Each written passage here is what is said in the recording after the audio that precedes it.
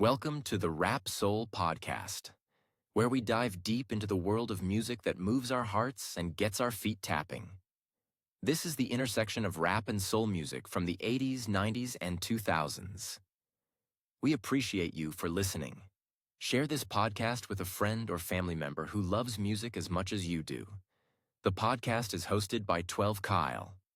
Next up, the Rap Soul Podcast. I think in hip hop, we as fans were very critical about those who were able to sell records. And we were even more critical about those who we thought sold records and sold out to sell records. That's a difference. We weren't as critical of those who were able to cross over, but we were very critical of those who sold their souls, if you will, to cross over. Welcome to another edition of the Rap Soul Podcast. I am your boy 12 Kyle. I want to thank you all for tuning in as you do each and every week. Again, this is the Rap Soul Podcast. This is the intersection where we have discussions about music and artists from the 80s, the 90s, and the 2000s when it comes to rap, hip hop, soul, and R&B. Simply put, folks, this is the best music podcast that you have never heard until right now. Again, I want to thank you all for tuning in. Shout out to those of you who are watching on YouTube as well as Spotify. Now, what you just heard was a clip from a man, Big Gip, from the Goody Mob. Shout out to Gip. He brings an interesting thought and concept. And when I saw the clip, I wanted to add that to this discussion because it's worthy of it. And I go back to something that I saw on my homies podcast. Shout out to the boys at Dead End Hip Hop. Those are my boys. They asked this question on an episode probably about a year or so ago. Is there a difference between crossing over and selling out? And as you see on the cover art, I have a picture of one Vanilla Ice and the rap group EPMD. And I'll explain why I did that in just a few minutes. But before I get to Gip's point, again, shout out to the fellas because they actually talked about this. Is there a difference between crossing over and selling out? Yes and no. And it really depends on who you ask and where they are when you ask them. Because at one point in time in hip hop, or let me go back, at one point in time in rap, it was a cardinal sin to cross over and have mass appeal. Shout out to Gangstar. But you didn't want to have mass appeal. Like, hip hop in its essence was something that was from the streets. It was from the culture. It was from our culture, Black culture, right? Birthed in the Boogie Down Bronx, Argue with Your Mama, about its origins in Kool Herc. That being said, that's where it came from. And so in the early stages of its infancy in the 70s and 80s, you know, the idea or the ideology of an artist was a rapper wanted to be heard. They wanted to get a record deal. They wanted to be heard. They wanted to make some money. There was no rapper in the 70s and more specifically in the 80s that saw rap as a long-term thing. They didn't think it would be something that they would retire off of. Nobody thought that they could make millions off of it. But a funny thing happened as we moved into the 90s. Record companies started making millions off of this music. And so the artists obviously wanted to get a piece of the pie, and rightfully so. But the thing about it was that we had not seen a lot of artists who had a lot of commercial success. And so by that would mean to cross over. Because here's the thing. In hip hop, you made your records for the streets. And there was no such thing as a party record. There was no such thing as a radio record. You made your records for the streets. You made it for the people on your block, the people in your neighborhood, the people in your town or your city to listen to. And it wasn't until the music expanded and our reaches expanded to the point where you could make a song like Fuck the Police in Compton, California, and it could reach a kid all the way in Florence, South Carolina, named 12 Kyle. Or you could make a song like Posse and Broadway in Seattle, Washington, and reach a kid in Chicago, Illinois. That didn't happen until hip hop or rap, if you will, expanded. And so there was a lot of pushback when the success started coming. And it's kind of weird when you think about it, because in your mind, you're thinking, okay, well, if you're going to rap, I would think that you would want to make money, right? I mean, you already got your record deal. You would want to make some money. And it was just a weird concept, because in rap at that particular time, it was okay to make money, just not too much money. It was okay to sell records, just not too much records. You couldn't sell too many records. And now where that line was drawn really depended on who you asked. And so I will use, for example, the great MC Hammer. Listen, people can say what they want to say about Hammer. I did an episode earlier in this podcast about, I think, hip hop owed Hammer an apology, because Hammer made the same kind of records that he had before. It wasn't until he used a sample of a very popular song by Rick James called Super Freak.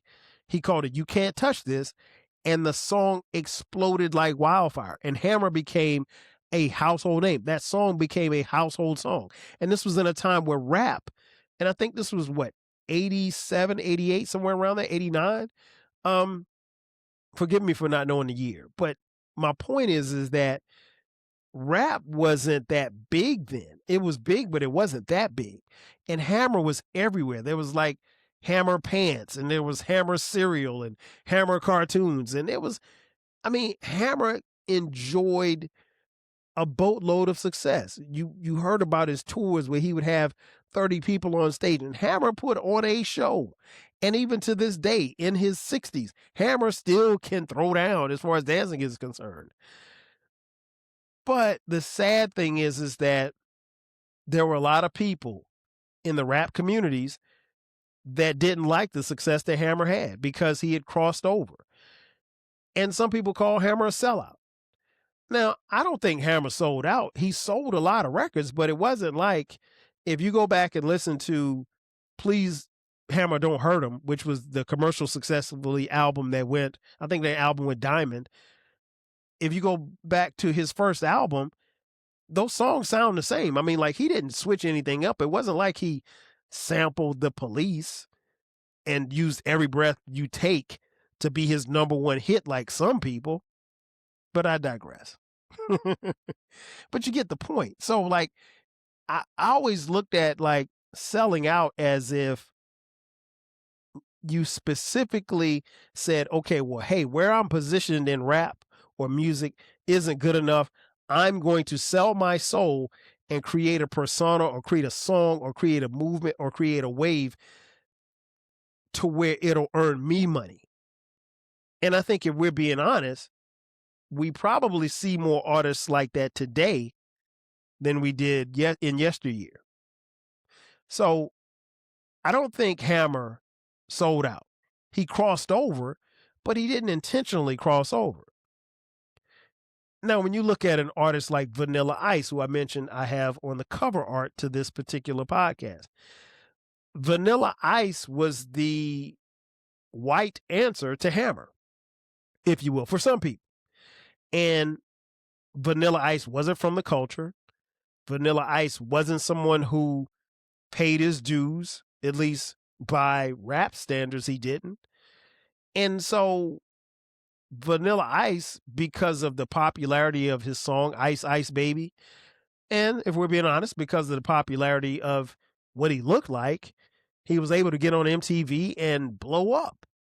And I can't really fault Vanilla Ice for that. I don't know Vanilla Ice personally, so I don't know what his intentions were. But I will say this much. He definitely crossed over. He wasn't street enough or entrenched in the culture enough for me to say that he sold out, because he was never here to sell out. He was here to cross over. And he crossed over and he did well and made a lot of money. And if you look at the other picture, is the rap group EPMD, who had a song called Crossover. And in the song, they talked about not wanting to cross over, keeping their music funky, staying real, staying true to who they were. And I think what we eventually saw in hip hop was artists who could do just that, who could be authentic, stay within the culture, and then have their music transcend and show up on MTV, show up on Top 40. But yet they still, to the core, stayed true to who they were and the music and their fans. And so while EPMD made that song, I don't think EPMD was trying to diss anyone particular, although we have our theories. I understood the song and I liked it. And I still like it to this day. And I thought it was very key at that particular time because it needed to be said. But, you know, I remember, I think it was either Havoc or Prodigy from Mobb Deep that said in the song, "No matter how much loot I get, I'm forever staying in the projects." No, you're not. I mean, who wants to do that? I would think that if you grew up in the projects of Queensbridge, there would be some point where you would make enough money to move yourself out, move your family out, move your mama out. I don't think you would want to stay there. And that's no knock on Queensbridge. I've never been there before, but I've heard stories. And so progression is the word. You would all want to progress. We all want to progress. But at the same time, let's just be honest. You know, that was just a line in a song. I don't think for a second that, you know, Prodigy, rest in peace, or Havoc still living in Queensbridge. If they did, now Prodigy obviously no longer being here, but if his family's still in Queensbridge, okay, salute to them. But I would think that they aren't there anymore. I'm almost certain that Havoc doesn't live in Queensbridge anymore. But I said all that to say this: there was a fine line between how hip hop accepted you in whether or not your records could sell and whether or not you did it specifically to cross over. And then after a certain time, once we moved into like the mid 90s, it was the thing to do. You wanted to sell records. You wanted to make money. You wanted to show people that you had money. So if Jay-Z had come out in 1986, as opposed to coming out in 1996, those are two different Jay-Z's, because one would have been chastised and criticized for talking about materialism and then basically living the lifestyle that he talked about. And the other would have been celebrated and propped up on a pedestal for doing such things, for overcoming and, you know, going from a hustler to this multi-millionaire rapper. And so if Jay-Z comes out in 1986, he's not the same Jay-Z that we know and grow to love. And that's just being honest, because he would have been met with pushback. You couldn't talk about those type of things. You couldn't flaunt that type of lifestyle. You couldn't aspire or at least jump on the charts and have your videos be played on MTV and have, you know, top 40 radio stations playing your music. Some would say Jay-Z would have not even crossed over. He would have sold out in 86 if that had happened. But look at what 10 years makes. And I'm just using Jay as an example. I love his music. Always been a big fan. I think he's one of the greatest lyricists ever. That being said, I think in hip hop, we as fans were very critical about those who were able to sell records. And we were even more critical about those who we thought sold records and sold out to sell records. That's a difference.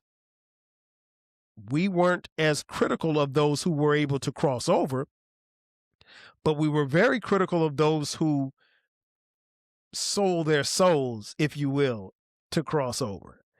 Now, if you look at the landscape of rappers today, there's not one rapper that's going to tell you that they want to stay broke. Hell, there's not even one rapper that's going to tell you that they are broke. And keep in mind that if you look at the tree of the money that's being made in music, the artist is always on the bottom of the tree. So for as much as your favorite rapper brags about they have a $500,000 around their neck, and they might just have that, but understand that the jury may be rented, and they may be robbing Peter to pay Paul, if you will. So in conclusion, I think we have to look at that at a broader scope to answer the question.